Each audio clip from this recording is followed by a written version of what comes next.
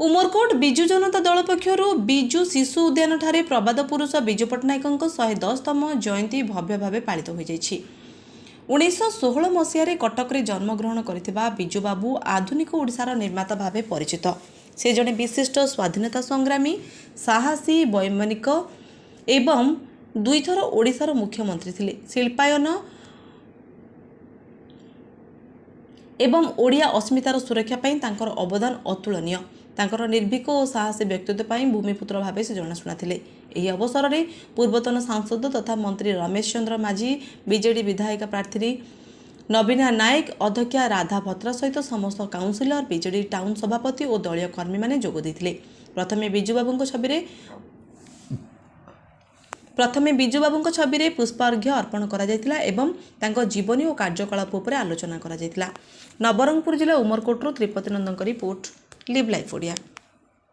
आज प्रभात पुरुष विजु बाबूंकर 110तम जयंती आज पालन कर ग्रामांचल आरंभ कर दिल्ली पर्यंत विभिन्न स्तर में विभिन्न जगार आज पालन करा प्रभात पुरुष विजु बाबू जड़े व्यक्ति नथिले, से जड़े अनुष्ठान थिले।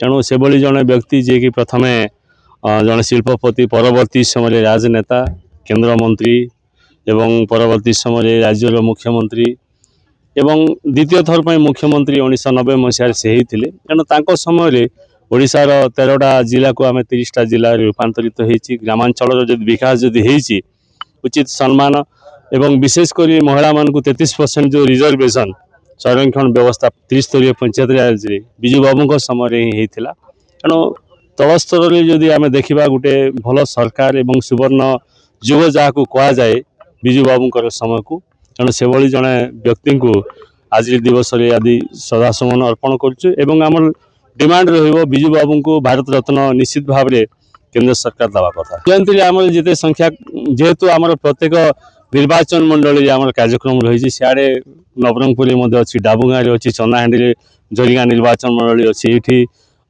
उमरकोट अंचल कार्यक्रम रही। तेणु 4टा निर्वाचन मंडली जेहेतु कराऊँच ये उमरकोट अंचल बुर्जार कार्यक्रम रही। ये केवल स्टेचु फूलमाला देवार कार्यक्रम रही। तेणु आमर जिते संख्यार जनसाधारण आमर कर्मकर्ता आसवा कथा से आसछन्ति।